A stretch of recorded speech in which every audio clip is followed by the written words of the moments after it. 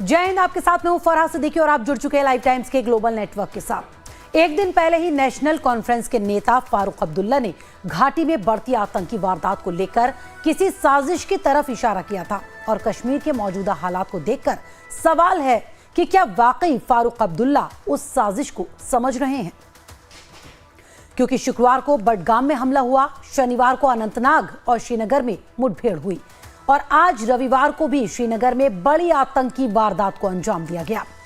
श्रीनगर में लगातार दूसरे दिन आतंकी हमला हुआ है। आज आतंकी ग्रेनेड फेंककर भाग गए, जिसके बाद वहां पर अफरा तफरी मच गई।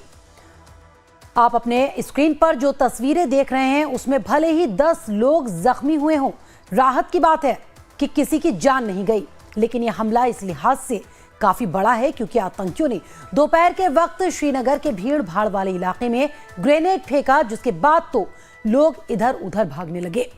वहां दहशत मच गई। शायद यही आतंकियों का मंसूबा भी रहा होगा। तो आखिर कौन है घाटी में शांति का दुश्मन, ये एक बड़ा सवाल है क्योंकि लगातार आतंकी अपने मंसूबों को कामयाब करने में सफल दिखाई दे रहे हैं। आपको बता दें कि संडे मार्केट में यह ग्रेनेड फेंका गया, जिसमें करीब 12 लोग घायल बताए जा रहे हैं।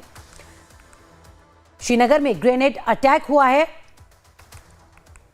श्रीनगर के पॉश इलाके में ग्रेनेड फेंका गया। टूरिस्ट रिसेप्शन सेंटर यानी टीआरसी के करीब यह हमला किया गया। आतंकियों ने टीआरसी के करीब संडे बाजार में ग्रेनेड फेंका। हमले का टारगेट बाजार में मौजूद भीड़ थी। अटैक वाली जगह के करीब ही लाल चौक है, वहीं पर सीआरपीएफ का बंकर भी है। हालांकि जांच इस पूरे मामले की तेज कर दी गई है। सुरक्षा एजेंसियां लगातार जांच में जुटी हुई हैं। फिलहाल सभी घायल जो लोग हुए थे उनकी हालत स्थिर बताई जा रही है। संडे मार्केट में फेंका गया ये ग्रेनेड, जिसमें करीब 12 लोग घायल हुए हैं। यानी लगातार आतंकी हमले एक के बाद एक सामने आ रहे हैं। जम्मू कश्मीर में लाल चौक के करीब यह आतंकी हमला अंजाम दिया गया। श्रीनगर में हुआ ग्रेनेड अटैक। संडे बाजार में यह ग्रेनेड फेंका गया, जहां पर लोगों में अफरा तफरी मच गई, भगदड़ मच गई। लोगों में 12 लोग इसमें घायल बताए जा रहे हैं, जिसके बाद उन्हें इलाज के लिए अस्पताल में भर्ती कराया गया। लेकिन गनीमत इसमें यह रही कि किसी की जान नहीं गई है। फिलहाल हालत स्थिर बताई जा रही है उन लोगों की जो घायल हुए हैं। तो लगातार श्रीनगर पे आतंकियों की नजर। ऐसा लगता है कि हमला पूरी प्लानिंग के तहत लाल चौक के करीब वीकली मार्केट में किया गया, जहां साथ में टूरिस्ट रिसेप्शन सेंटर भी है। इस संडे मार्केट में हर रविवार लोगों की भारी भीड़ जुटती है। यानी मकसद साफ है कि ज्यादा से ज्यादा लोग हताहत हों और टूरिस्टों के बीच भी दहशत कायम हो सके। हमले के फौरन बाद लोगों के बीच अफरा तफरी भी मच गई।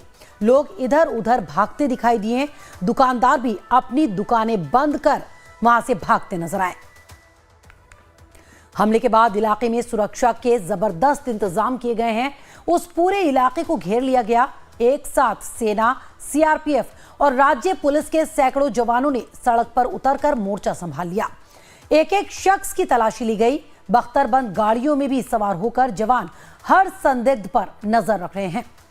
साथ ही आसपास के इलाकों को भी कॉर्डन ऑफ करके हमलावरों की तलाश की जा रही है। हमलावरों को पकड़ने के लिए पुलिस और अर्धसैनिक बलों के जवान जुट गए हैं। हमले के बाद जांच के लिए जम्मू कश्मीर पुलिस के विशेष अभियान दल को भी तैनात कर दिया गया है। तो 2 तस्वीरें आपको दिखा रहे हैं कि किस तरह से चप्पे चप्पे पर नजर रखी जा रही है। सुरक्षा यहां पर पूरी तरह से मुस्तैद कर दी गई है। तो साथ ही हमलावरों के खिलाफ सुराग जुटाने के लिए मौके पर एफएसएल की टीम भी पहुंची हुई है। एक एक चीज को खंगाला गया। बारीकी से जांच पड़ताल की जा रही है। हालांकि अभी तक सुरक्षा एजेंसियों के हाथ कोई सुराग नहीं लगा है। ग्रेनेड अटैक में घायल हुए लोगों को आनंद फानन में श्री महाराज हरि सिंह अस्पताल में भर्ती कराया गया। इस हमले में 10 लोगों के घायल होने की खबर है, जिसमें 8 पुरुष और 1 महिला बताए जा रहे हैं। कश्मीर जोन के आईजी वीके वर्दी खुद एसएमएचएस हॉस्पिटल पहुंचे और अस्पताल में भर्ती लोगों का उन्होंने हालचाल जाना। इस दौरान हॉस्पिटल के अंदर बाहर सुरक्षा के भी काफी कड़े बंदोबस्त किए गए हैं। एसएमएचएस के डॉक्टर तस्नीम शौकत के मुताबिक सभी घायलों की हालत फिलहाल स्थिर है। तो थोड़ी देर पहले ही आतंकी हमले में हुए घायल लोगों से मुलाकात के लिए डिप्टी सीएम सुरेंद्र चौधरी अस्पताल पहुंचे थे। मंत्री सकीना मसूद के साथ सुरेंद्र चौधरी SMHS हॉस्पिटल पहुंचे और घायलों का हालचाल जाना। इस दौरान सुरेंद्र चौधरी ने मीडिया से भी बातचीत की।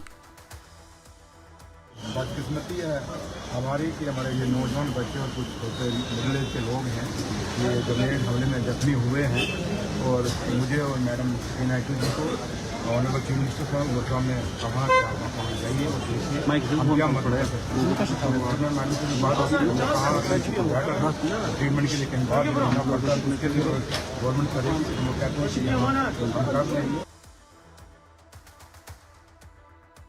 तो ताजा ग्रेनेड हमले से ठीक एक दिन पहले शनिवार को श्रीनगर के ही खानियार में सुरक्षा बलों और आतंकियों के बीच जबरदस्त मुठभेड़ हुई थी, जिसमें 3 आतंकी मारे गए थे।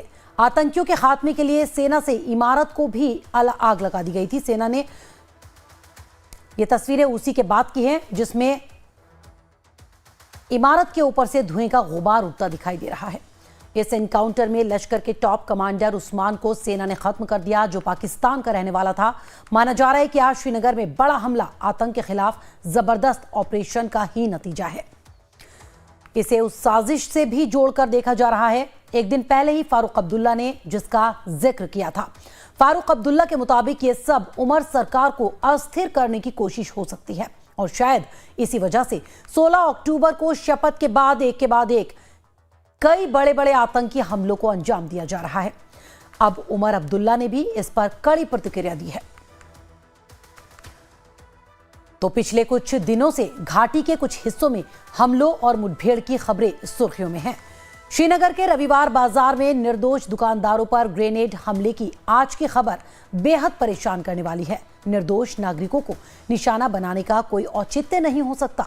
सुरक्षा तंत्र को जल्द से जल्द हमलों की इस लहर को रोकने के लिए हर संभव प्रयास करना चाहिए ताकि लोग बिना किसी डर के अपना जीवन जी सके। तो मुख्यमंत्री उमर अब्दुल्ला की तरफ से ये ट्वीट किया गया। मुख्यमंत्री को ये अपील इसीलिए करनी पड़ी क्योंकि घाटी में लगातार आतंकी हमले हो रहे हैं, जिसमें प्रवासियों के खिलाफ टारगेट किलिंग की जा रही है और सुरक्षा बलों को भी निशाना बनाया जा रहा है। सुरक्षा बलों ने शनिवार को भी 2 एनकाउंटर में पाकिस्तान के 3 आतंकियों को ढेर कर दिया था।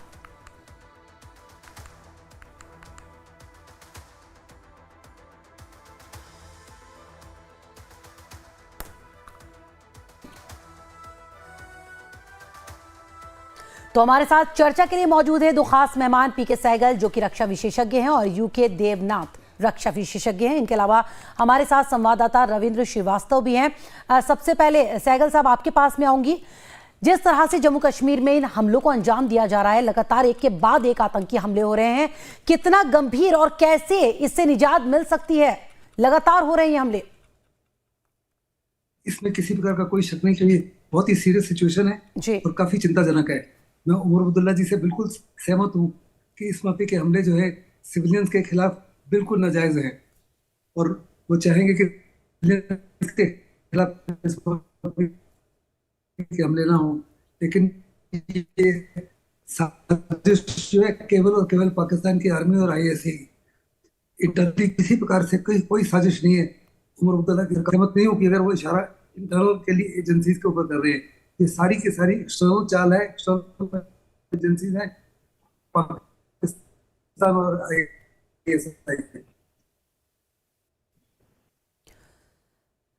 यूके देवनाथ जी, आपको क्या लगता है लगातार जिस तरह से पाकिस्तानी आतंकवादी अपने नापाक मंसूबों को अंजाम दे रहे हैं, आखिर कैसे इससे निजात पाई जा सकती है? क्या ठोस कदम उठाने की जरूरत नजर आती है? लगातार सिविलियंस को निशाना बनाया जा रहा है। जी हाँ फरहा, हमें समझना पड़ेगा कि ऐसे हमले हो क्यों रहे हैं जी। जिस तरह से भारत सरकार ने बहुत ही सक्सेसफुली कश्मीर में लोकसभा इलेक्शन कराए, वोटिंग परसेंट बढ़ गई, उसके बाद असेंबली इलेक्शन कराए, और भी ज्यादा वोटिंग परसेंट इंप्रूव हो गई। इसके बाद पाकिस्तान जो पूरी दुनिया में हल्ला मचा रहा था, यूनाइटेड नेशन से शुरू करके OIC के फोरम पर, SCO में, और तो और ब्रिक्स के पीछे भी पाकिस्तान वहां जाकर हल्ला मचा रहा था कि हिंदुस्तान ने जबरदस्ती कश्मीर पर कब्जा किया हुआ है।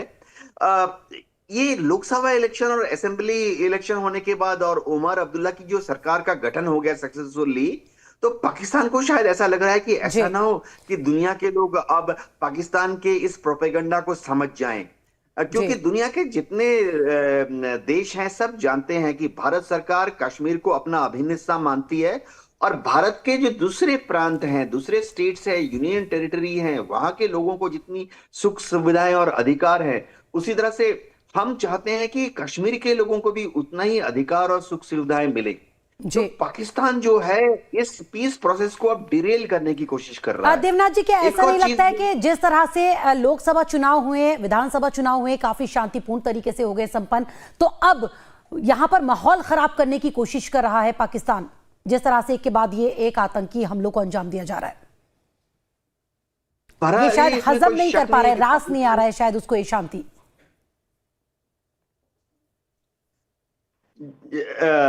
जी, पाकिस्तान जो है, आईएसआई और पाकिस्तान की आर्मी का तो वजूद ही इसलिए है कि लगातार कश्मीर में खलबली पैदा होता रहे। आईएसआई पाकिस्तान की आर्मी जो है अपनी सरकार पर भी इस तरह से कंट्रोल कर लेती है, चाहे वो पीएमएलएन हो, चाहे शहबाज शरीफ हो, वो इस तरह से कंट्रोल कर लेती है कि हिंदुस्तान को काबू में रख सकती है सिर्फ आईएसआई और पाकिस्तान की आर्मी।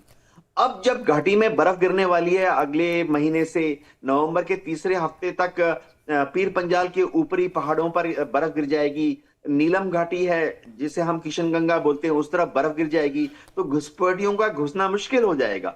इसीलिए फिलहाल बहुत कोशिश कर रही है पाकिस्तान की जो एस्टेब्लिशमेंट है कि किस तरह से भारत के कश्मीर में, खासतौर से श्रीनगर, अनंतनाग, पुलवामा, इन सब छोटे छोटे शहरों में धमाके किए जाएं, ताकि भारत की सरकार के तरफ लोगों का, आम लोगों का विश्वास कम हो जाए। और तो और वो ये भी कोशिश कर रहे हैं कि वहां पे आपस में लोग, अलग अलग धर्म के लोग आपस में ही लड़ाई कर लें। आज जो ग्रेनेड फेंका गया है, इसके पीछे सबसे पहले तो तफ्तीश में यही पता लगा है कि ये जो ग्रेनेड था उसके जो टुकड़े हैं, एफएसएल ने टेस्ट करके सर्टिफाई कर दिया कि ये तो ऑर्डिनेंस फैक्ट्री पाकिस्तान का बना हुआ ग्रेनेड था। तो ऐसा ग्रेनेड कैसे इन आतंकवादियों के हाथ में आ गया? इनके हाथ में ऐसा ऑर्डिनेंस फैक्ट्री में बनाया हुआ ग्रेनेड तभी आ सकता है जब पाकिस्तान से लगातार छुप छुप कर एलओसी को क्रॉस करके इन घातक हथियारों को वैली में भेज सके। इनके जो स्लीपर सेल हैं, लोन वुल्फ सेल हैं, अटैकर्स हैं, उनको अब एक्टिवेट कर दिया गया है कि आप जाकर जो इनोसेंट ऑब्जेक्ट टारगेट्स हैं उन पर हमला करो। इसलिए आप देखेंगे बाहर से जो हमारे मजदूर गए हैं, प्रवासी भारतीय वहां पर गए हैं, उनके ऊपर हमला कर रहे हैं, सिविलियंस के ऊपर हमला हो रहे हैं। आज के हमले में तो बहुत दुख की बात है कि जितने लोग हताहत हुए हैं सब आम इनोसेंट भोले भाले सिविलियंस थे। बहुत ही कायराना हरकत की है इन आतंकवादियों ने। जी सहगल साहब, आपको क्या लगता है इतनी कड़ी सुरक्षा होने के बाद भी आखिर ये आतंकी घुसपैठ कर कैसे पा रहे हैं, दाखिल हो कैसे पा रहे हैं जम्मू कश्मीर में? सुरक्षा व्यवस्था बेहद कड़ी है। देखिए, आपने बिल्कुल अच्छा सवाल किया है। आपको याद होगा कि हमने 4-5 बड़ी इवेंट्स किए कश्मीर के अंदर। पहले जो G20 मीट सक्सेसफुली हुई, उसके बाद में अमरनाथ यात्रा, फिर लोकसभा इलेक्शन, फिर स्टेट असेंबली इलेक्शंस। इन सब को भंग करने के लिए पाकिस्तान ने बड़ी कोशिश की थी।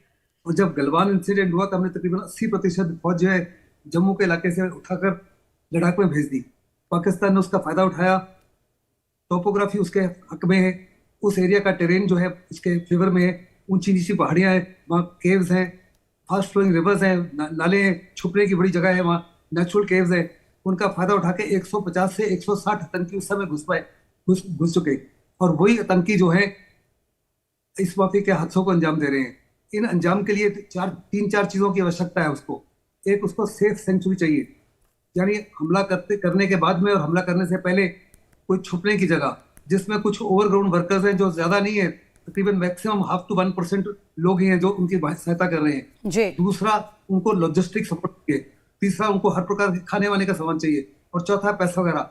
जहां तक पैसा वगैरह का ताल्लुक है, वेपन्स ताल्लुक है, वो पाकिस्तान दे रहा है। सेफ सेंचुरी जो यहाँ है ओवरग्राउंड वर्कर्स दे रहे हैं।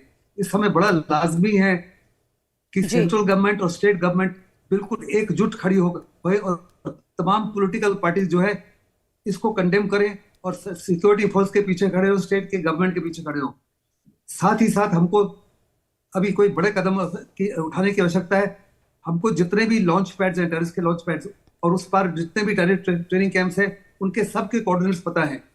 अभी समय आ गया है कि हम पाकिस्तान को इसका सबक सिखाएं, और जैसे हमने पहले सर्जिकल स्ट्राइक की थी, उसी माफी की स्ट्राइक की आवश्यकता है। हमारे पास अनेकों ऑप्शंस हैं। हमारे पास मिलिट्री ऑप्शन है, हमारे पास पॉलिटिकल ऑप्शन है, डिप्लोमेटिक ऑप्शन है, इकोनॉमिक ऑप्शन है। हम इनके कॉम्बिनेशन को लगा सकते हैं। As far as army is concerned, air force is concerned, navy is concerned, plans are already always in place. Central government has to take a decision कि कब, कैसे और किस तरह की कार्रवाई करनी है। लेकिन ये कार्रवाई जल्द से करनी पड़ेगी, क्योंकि हमको पाकिस्तान को साफ तौर पे सबक सिखाना है और इंडियन अवाम को साफ तौर पे दर्शाना है कि हम बनाना रिपब्लिक नहीं है। हमारी सरकार मजबूत सरकार है और ये डिसाइसिव सरकार है, और ये कदम उठा सकती है बिल्कुल उस माफी जैसे हमने पुलवामा के बाद किया था और उरी के हमले के बाद किया था। अगर इस माफी की कार्रवाई हम नहीं करें तो इसका पाकिस्तान फायदा उठाता रहेगा, और बड़ा लाजमी है कि ये जल्द इस माफी की कार्रवाई करे। नहीं तो सेंट्रल गवर्नमेंट की जो छवि है, सेंट्रल गवर्नमेंट की जो क्रेडिबिलिटी है, it will become a huge question mark. लोग पूछना शुरू हो जाएंगे बड़े पैमाने पर कि इस टाइम के अंदर इस माफी के हादसे क्यों हो रहे हैं, why are we losing man and material. जी सहगल साहब, देवनाथ जी आपके पास आती हो। हमारे जो संवाददाता है रविंद्र श्रीवास्तव, वो भी लगातार हमारे साथ इस चर्चा में मौजूद है। रविंद्र, इस वक्त की ताजा स्थिति की अगर बात करें तो क्या वहां के हालात, 12 लोग करीब घायल बताए जा रहे हैं, उनकी किस तरह की स्थिति? देखिए फरा, अभी उनकी हालत जो है वो स्थिर है। पहले आईजी उन घायलों से मिल के आए, उसके बाद डिप्टी सीएम और सकीना टू जो मंत्री हैं वो भी मिल के आई हैं, और डीसी भी मिल के आए हैं, और जितने भी घायल हैं उनको 25-25 हजार की मदद देने की भी घोषणा जो है वो हो चुकी है। लेकिन जिस प्रकार से आज संडे है और संडे मार्केट वहां पे लगती है, टीआरसी जो है एक भीड़ भाड़ वाला इलाका है और लाल चौक के पास में है। इससे पहले भी कहा जाए तो आतंकियों ने कश्मीर के अंदर कल ही जिस प्रकार से खानेर के अंदर जो श्रीनगर का इलाका है, वहां पर एक आतंकी जो है, जो पाकिस्तानी आतंकी था उस्मान भाई, उसको ढेर किया, जो काफी वारदातों में शामिल रहा है।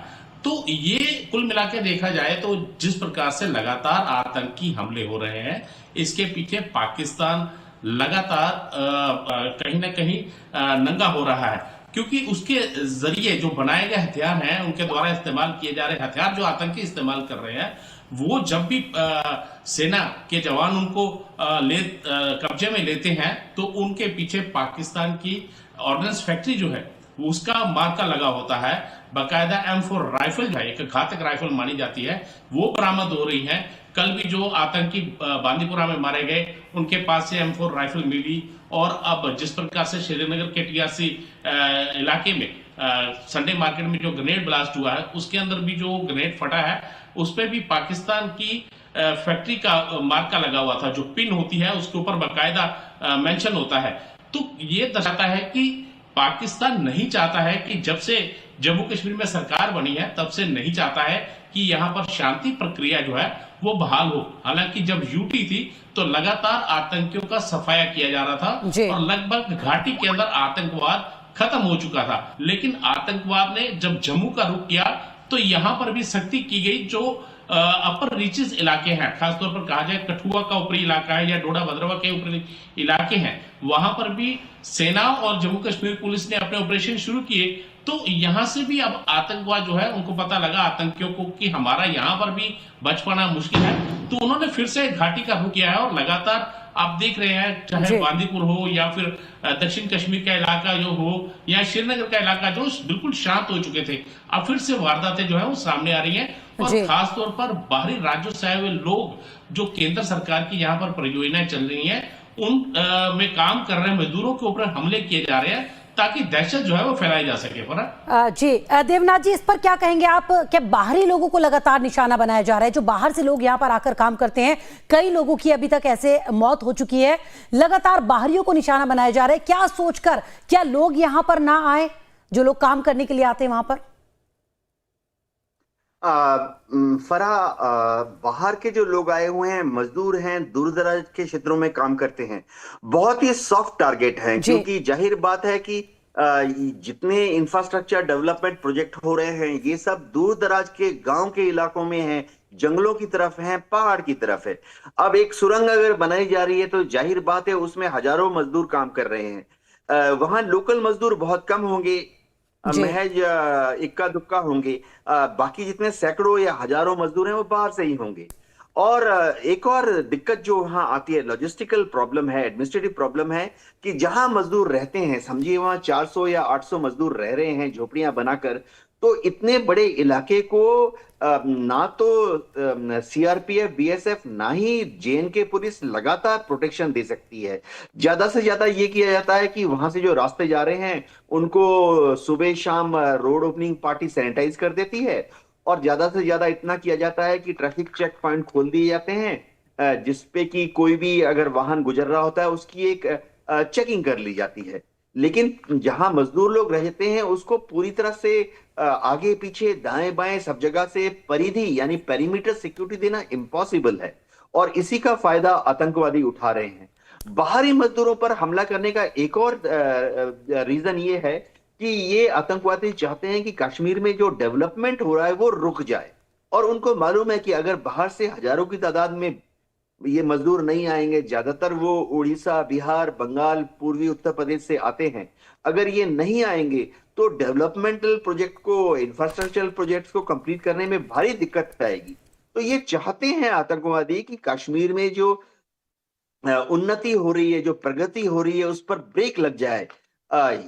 इनके जो आका हैं वो भी बहुत खुश होते हैं, क्योंकि जो पीओके के लोग हैं वो लगातार इस्लामाबाद, रावलपिंडी में जाके पीओके के कश्मीरी भाई लोग क्या बोलते हैं, इस्लामाबाद जाकर और रावलपिंडी जाकर, कि पीओके में कोई प्रगति नहीं हो रही, जबकि भारत वाले कश्मीर में दूर दराज के क्षेत्रों में सड़कें बन गई हैं, स्कूल खुल गए हैं, हॉस्पिटल्स खुल गए हैं, और तो और मोबाइल टावर हर गांव में आ गया है, जबकि ऐसी ही प्रगति पीओके में नहीं हो रही है।